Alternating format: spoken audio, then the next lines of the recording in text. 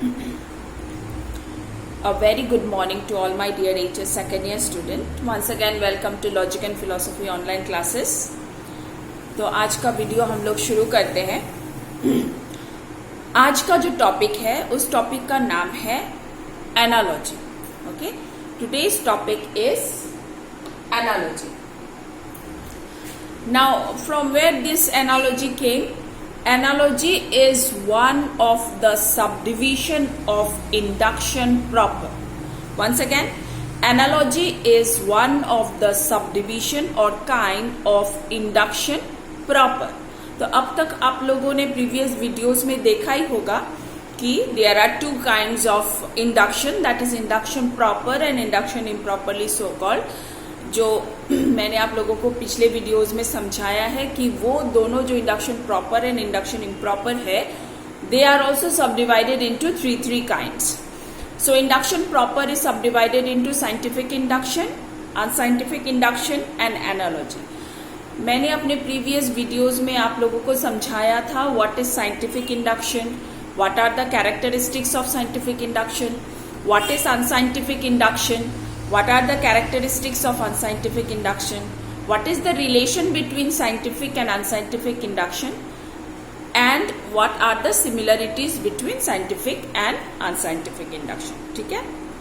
So analogy is also a kind of induction proper which comes after unscientific induction. Okay, सबसे पहले scientific induction, then unscientific induction and then analogy.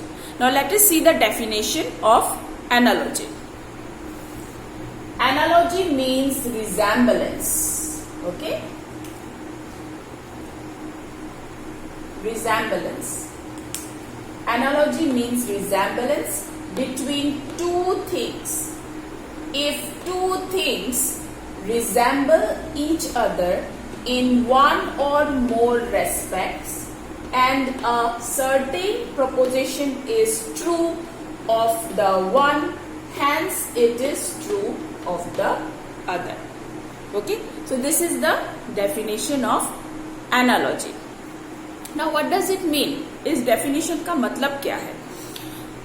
इस definition का मतलब है जो analogy है उसका मतलब resemblance होता है. Resemblance का मतलब है similarities. Okay, similarities between two things, दो चीजों के अंदर क्या क्या समानता है, क्या क्या सिमिलरिटी है, उसको एनालॉजी बोलते हैं. ओके, नाउ ये जो सिमिलरिटी है ये हम लोग क्यों खोजते हैं? What is the reason behind searching similarities between two things? इसीलिए खोजते हैं ताकि अगर एक चीज हमारे पास ना हो या फिर उस चीज का शॉर्टेज हो तो फिर उसके सब्स्टिट्यूट में हम लोग वो चीज यूज कर सके जो सिमिलर टू दिस थिंग हो. Okay, let me explain the whole thing with an example. Now we are living in earth. The planet in which we are living is earth, that we all know, right? So ये जो अर्थ है, day by day the population of human beings are increasing in this earth, right? जितना दिन जा रहा है human beings का population बढ़ते जा रहा है इस अर्थ में, और स्पेस जो है वो घटते जा रहा है. एंड हो सकता है कि एक दिन ये अर्थ पूरी तरह से भर जाए, या फिर हो सकता है जिस तरह से हम लोग पोल्यूशन कर रहे हैं चारों तरफ, ये अर्थ डिस्ट्रॉय हो जाए. There is a possibility because we are increasing in number as well as we are polluting our earth also, जिसके वजह से जो अर्थ है it is facing many problems, right? तो फिर क्या होगा? तो हम लोग क्या करेंगे? हम लोग एक ऐसा प्लेनेट खोजेंगे जहां पे अर्थ के साथ सिमिलरिटीज हो, ताकि अगर इन फ्यूचर हम लोगों का अर्थ खत्म हो जाए या फिर वहां पे और रहने का स्पेस ना हो तो हम लोग उस प्लैनेट में शिफ्ट हो सके. Okay, now which are that planet which is very similar to earth? The planet which is very similar to earth और possesses similar properties to earth is Mars. Mars में जो प्रॉपर्टीज है वो similar to अर्थ है. Okay जैसे Mars का temperature okay survival के लिए ठीक है, अर्थ जैसा ही है। मार्स में हवा है, मार्स में पानी है, वहाँ पे मिट्टी है। ओके सो ये सब चीजें जो ये सब प्रॉपर्टीज जो है, जैसे सबसे पहले प्रॉपर्टी मैंने बोला मार्स एंड अर्थ का temperature, the distance from the sun is similar, तो टेम्परेचर ऑल्सो सिमिलर। ओके दूसरा मैंने बोला कि अर्थ में अगर मिट्टी है तो मार्स में भी मिट्टी है। तीसरा मैंने बोला अर्थ में पानी है तो मार्स में भी पानी है।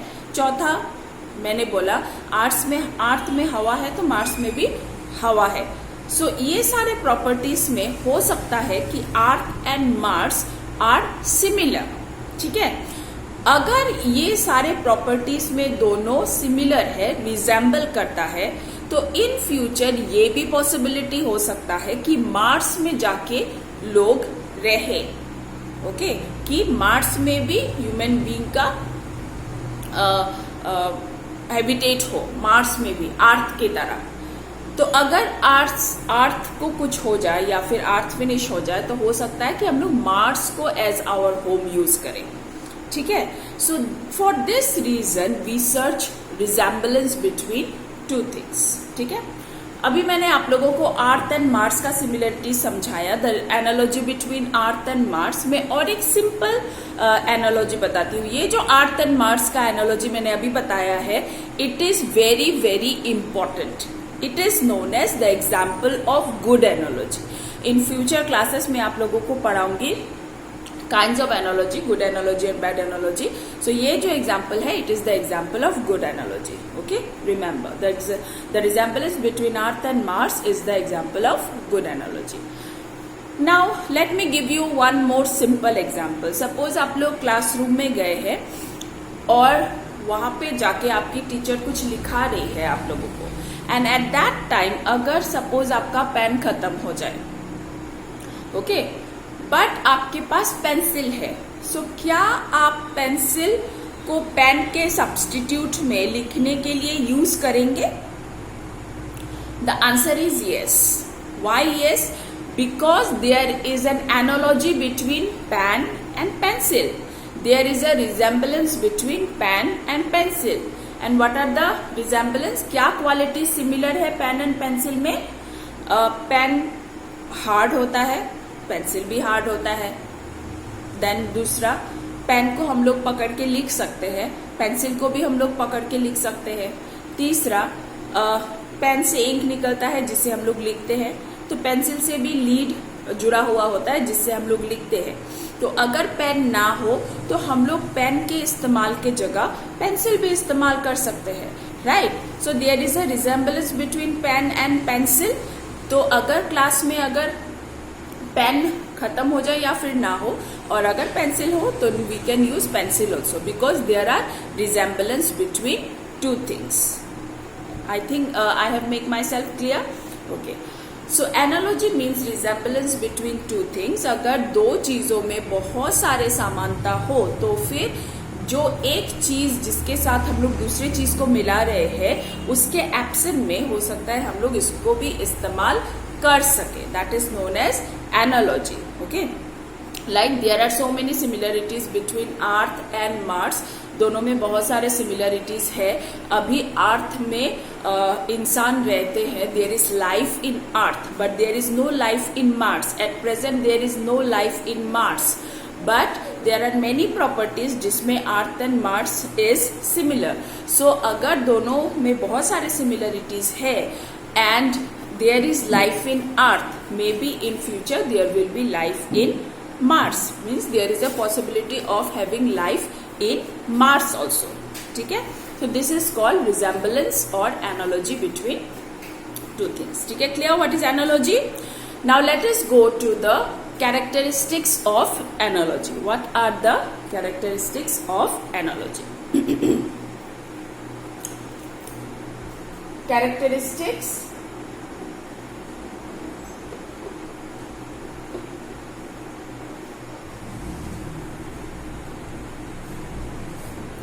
Characteristics of analogy. नाउ सबसे पहला characteristics, it is a kind of inference. Okay, analogy is a kind of inference. So by now I think आप सबको पता है what is inference, क्योंकि हम लोगों ने लास्ट ईयर भी क्लास 11 में पढ़ा था what is inference. Inference मतलब passing to a new proposition from a given proposition. एक गिवन प्रपोजिशन से जब हम लोग नया प्रपोजिशन में पास करते हैं उसको इन्फरेंस बोलते हैं. इसको in Sanskrit it is known as anumana, अनुमान लगाना. क्योंकि जब हम लोग जैसे फॉर एग्जाम्पल अगर कहीं स्मोक दिखे तो हम लोग अनुमान लगाते हैं, इन्फर करते हैं कि maybe there is fire, because without fire there is no smoke. ठीक है, तो सिमिलरली एनालॉजी जो है वो भी अ काइंड ऑफ इन्फरेंस है, क्योंकि उसमें भी हम लोग अनुमान ही लगाते हैं. जैसे अर्थ एंड मार्स में बहुत सारे समानता है, तो अर्थ में तो लाइफ है, तो हम लोग इन्फर करते हैं, अनुमान लगाते हैं कि हो सकता है कि मार्स में भी लाइफ हो, क्योंकि अर्थ एंड मार्स में बहुत सारे सिमिलरिटीज है, इसीलिए अर्थ में लाइफ है तो मे बी, ओके, अनुमान लगाना, मे बी मार्स में भी लाइफ हो. ठीक है, understand? This is the first characteristics. Now let us go to the second characteristic. It passes from particular to particular. Means analogy passes from particular to particular. Now, जो scientific induction है, scientific, unscientific and analogy, तीनों में inductive leap है, passing from known to unknown. But जो scientific और unscientific है, उसमें हम लोग क्या करते हैं? उसमें हम लोग particular cases observe करके एक general proposition बनाते हैं. राइट, साइंटिफिक में भी हम लोग सेम करते हैं, पार्टिकुलर केसेस ऑब्जर्व करते हैं और एक जनरल प्रोपोजिशन बनाते हैं. और अनसाइंटिफिक में भी हम लोग सेम करते हैं, पार्टिकुलर केसेस ऑब्जर्व करते हैं, एक जनरल प्रोपोजिशन बनाते हैं. That means in scientific induction, this is also important for 1 marks. In scientific induction we pass from particular to general. In unscientific induction also we pass from particular to general. But in analogy, we pass from particular to particular. क्योंकि यहाँ पे दो particular चीजों का comparison होता है. Okay, analogy में दो पार्टिकुलर चीजों का कंपैरिजन, दोनों का क्वालिटीज मैच होता है, दोनों का क्वालिटीज रिजेंबल करता है कि नहीं, वो हम लोग देखते हैं.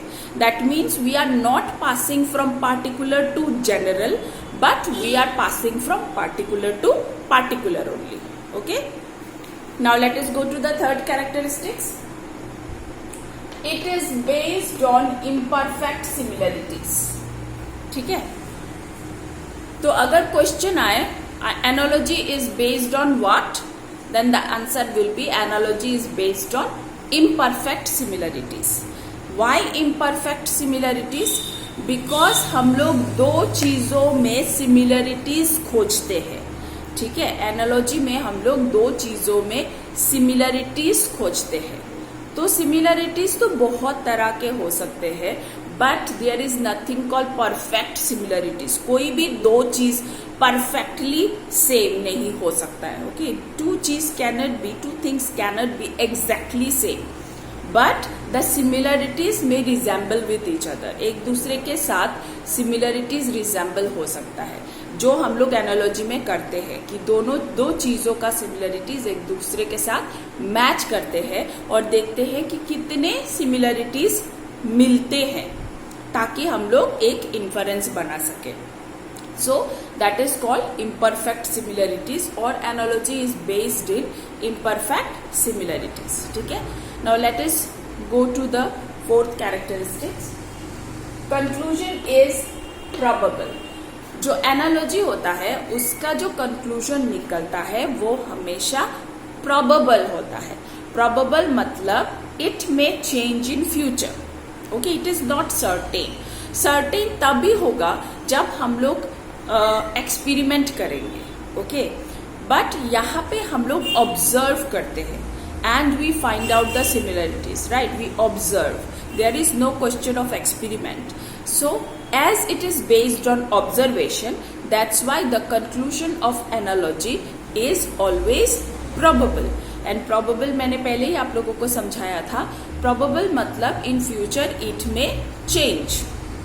ओके, सो अब तक जो हम लोगों ने साइंटिफिक, अनसाइंटिफिक और एनालॉजी पढ़ा, साइंटिफिक इंडक्शन का जो कंक्लूजन है it is certain because it is based on not only observation but experiment also. Unscientific induction का जो conclusion है it is probable because it is based only on simple observation. But analogy का जो conclusion है वो भी probable है. It is not certain because it is also based on observation. ठीक है, clear? Analogy समझ में आया सबको? Once again, let me repeat what is analogy. Analogy means resemblance between two things. Okay, we compare two things and find out the qualities which are similar. अगर दोनों में certain qualities similar है तो फिर हम लोग infer करते हैं कि शायद जो extra quality एक चीज में है वो in future उस दूसरे चीज में भी होगा. जैसे अर्थ and Mars, earth and Mars में अगर हम लोग कंपेयर करें तो बहुत सारे क्वालिटीज सिमिलर है. जो अर्थ में क्वालिटीज है वही सब क्वालिटीज मार्स में है. ठीक है, पर अर्थ में एक एक्स्ट्रा क्वालिटी ये है कि अर्थ में लाइफ है. सो हो सकता है फ्यूचर में मार्स में भी लाइफ हो. ओके, इस तरह के रिजेम्बलेंस को एनालॉजी कहा जाता है. So there are generally 4 characteristics of analogy. सबसे पहला characteristic, it is a kind of inference. Analogy एक तरह का इन्फरेंस होता है, जैसे साइंटिफिक अनसाइंटिफिक दोनों इन्फरेंस है, अनुमान लगाना, उसी तरह एनालॉजी भी एक तरह का इन्फरेंस है. दूसरा, it passes from particular to particular. एक पार्टिकुलर केस से ही हम लोग दूसरे पार्टिकुलर केस में पास होते हैं एनालॉजी में. साइंटिफिक अनसाइंटिफिक की तरह पार्टिकुलर टू जनरल में नहीं जाते हैं, बट पार्टिकुलर टू पार्टिकुलर में जाते हैं. तीसरा characteristics, it is based on imperfect similarities. मतलब दो चीजों में कंपेरिजन, दो चीजों में समानता खोजना, सिमिलरिटीज खोजना. Okay, so it is based on searching similarities, imperfect similarities. And last, the conclusion of analogy is always probable, means there is a chances of change in future. Okay, the conclusion जो भी हम लोगों को analogy से मिलता है, there is a chances of change in future. ठीक है, I hope I have make myself clear. If there is any confusion, you can ask me in comment box or otherwise we will discuss in Google Meet class. Now before concluding my video, let me revise the topics which I have already explained to you so far. We have started with the chapter 1, that is induction. सबसे पहले हम लोगों ने पढ़ा what is induction. Induction is the establishment of general real proposition based on observation of particular facts. Okay, induction जो है, induction के through हम लोग नॉलेज ऑब्टेन करते हैं. कैसे नॉलेज ऑब्टेन करते हैं? हम लोग एस्टैब्लिश करते हैं general real proposition by observing particular cases. Particular cases को ऑब्जर्व करके हम लोग एक जनरल कंक्लूजन बनाते हैं, that is called induction. Okay, induction has 4 characteristics. सबसे पहला characteristics, induction establish general real proposition. दूसरा, induction is based on observation. तीसरा, there is inductive leap in induction. Inductive leap मतलब passing from something known to something unknown. इस दुनिया में कोई भी नॉलेज पाने के लिए उसके बारे में थोड़ा सा नॉलेज ऑलरेडी होना जरूरी है, otherwise we cannot pass to the unknown. That is called inductive leap. And चौथा, the conclusion of induction is both formally as well as materially true. ठीक है, now let us come to the method. हर चीज का एक process, एक method होता है. So induction का भी एक मेथड है. There are 4 stages in the method of induction. सबसे पहला स्टेज है ऑब्जर्वेशन. सबसे पहले हम लोग ऑब्जर्व करते हैं. दूसरा स्टेज है फॉर्मेशन ऑफ हाइपोथेसिस. फिर हम लोग हाइपोथेसिस बनाते हैं. हाइपोथेसिस मतलब अंदाजा लगाना, हाइपोथेसिस बनाते हैं. तीसरा स्टेज है जनरलाइजेशन. पार्टिकुलर से हम लोग जनरल प्रोपोजिशन बनाते हैं. एंड चौथा स्टेज है वेरिफिकेशन. जो भी हम लोग कंक्लूजन निकाले इंडक्शन से वो वेरिफिकेबल होना चाहिए. मतलब सच है कि झूठ है वो हम लोग टेस्ट कर सके. It should be verifiable. So this is the method of induction. Next, the kinds of induction. According to induction, like it is divided into two kinds: induction proper, induction improperly so called. Induction proper is scientific, unscientific and analogy, and induction improperly so called is perfect induction, parity of reasoning and colligation of facts. तो scientific induction मैंने आप लोगों को last video में समझाया था that scientific induction is the establishment of general real proposition, but it is based on two laws, law of uniformity of nature and law of causation. Law of uniformity of nature का मतलब है nature will behave in the same way under similar circumstances, and law of causation का मतलब है everything in this universe has a cause. Without cause, nothing happens. Okay, so scientific induction is based not only on observation and experiment, but it is also based on these two laws. Now, what is unscientific induction? Unscientific induction is also the establishment of general real proposition, but it is based on mere uncontradicted experience of facts. Okay, it is based on uncontradicted experience of facts. ये किसी भी laws के ऊपर base नहीं होता है, किसी भी experiment के ऊपर बेस नहीं होता है, but only experience of facts, observation या फिर experience of facts के ऊपर based होता है. That is called unscientific. और अभी हम लोगों ने just now हम लोगों ने पढ़ा analogy. Okay, analogy means resemblance between two things. हम लोग दो चीज़ों में समानता खोजते हैं, रिजेम्बलेंस ऑफ प्रॉपर्टीज. अगर दोनों चीज़ों में बहुत सारे प्रॉपर्टीज मिलते हो तो फिर हम लोग अनुमान लगाते हैं कि एक प्रॉपर्टी अगर इस चीज़ में है तो इन फ्यूचर में भी उस दूसरे चीज़ में भी वो प्रॉपर्टीज हो सकता है. ओके, और एक टॉपिक जो मैंने डिस्कस किया था in my previous video was the difference and relation between scientific and unscientific induction. So बहुत सारे डिफरेंसेस हैं पर बहुत सारे रिलेशन भी है. रिलेशन में दोनों साइंटिफिक एंड अनसाइंटिफिक इंडक्शन जो है दोनों ही इन्फरेंस है. This is one of the biggest similarity. दोनों का एम सेम है, that is to establish general real proposition, और दोनों scientific and unscientific is based on observation. दोनों ही ऑब्जर्वेशन के ऊपर बेस्ड है. बट डिफरेंस भी बहुत सारे हैं. डिफरेंस में सबसे पहला डिफरेंस ये है कि जो साइंटिफिक इंडक्शन है वो सिर्फ ऑब्जर्वेशन नहीं बल्कि एक्सपेरिमेंट के ऊपर भी बेस्ड होता है. बट जो अनसाइंटिफिक इंडक्शन है वो सिर्फ ऑब्जर्वेशन के ऊपर बेस्ड होता है. जो साइंटिफिक इंडक्शन है it is reliable to to laws, law of uniformity of nature and law of causation. But unscientific induction is not reliable to any laws, but it is only grounded on mere uncontradicted experience of facts. Okay, now the third point is that जो scientific induction है उसका conclusion हमेशा certain होता है. certain मतलब it does not change in future. but जो unscientific induction है उसका conclusion probable होता है. that means it may change in future. ठीक है.